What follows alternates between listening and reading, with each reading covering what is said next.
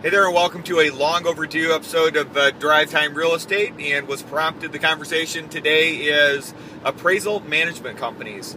The prevalence of AMCs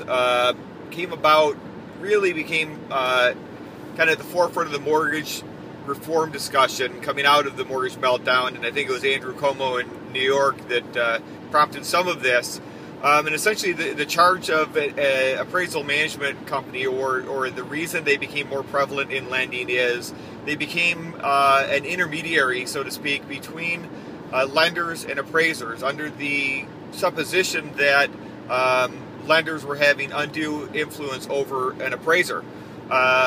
So many banks, large banks and those that were doing a number of different government-backed loans really were required to use an appraisal management company in order to manage their appraisal process and select their appraisers.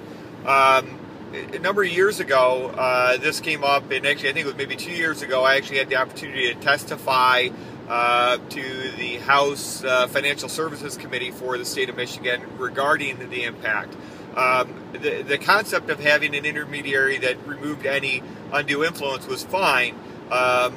However, as often happens, practice does not work out quite as predicted, and the net impact here was that we found we had appraisers who were being selected for jobs where they didn't necessarily have geographic competence, and actually we're finding that their fees were being driven down, and there was actually additional influence that was being placed, even though it may not have been on the part of the lender directly. And the appraisal management companies in the state of Michigan were I don't know if they were entirely unregulated, but there was very limited regulation. So one of the public policy positions that the Michigan Association of Realtors has taken is that we do need to have some regulation of AMCs. We've got a really hard-working public policy committee for the state that gives a lot of thought and study to these things, and they're backed by great staff.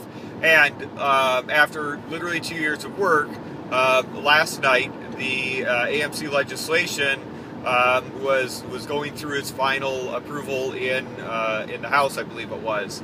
And I was actually in Grand Rapids going to a event that I expected to see the MAR West Michigan Legislative Director, Doug Merriam, at the event, and I got a text from Doug at around 6 saying he was probably going to be late.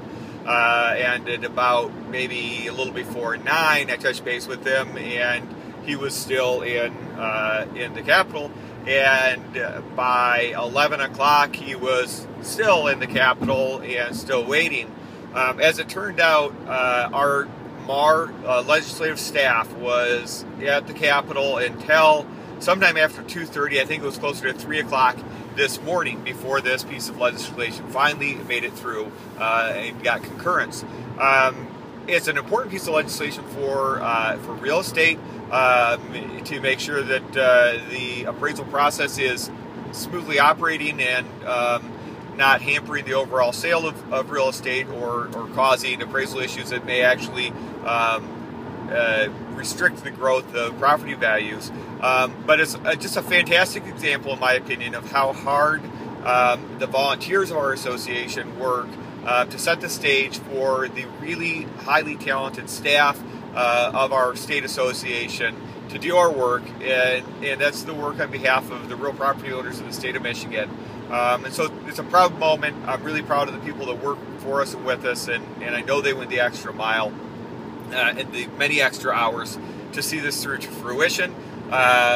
Thanks to everyone that supports our state association, and especially those who are active in giving to RPAC to allow us to continue to support those candidates that view real property as very important, and real property ownership as being a very important right to Michigan citizens and to America overall.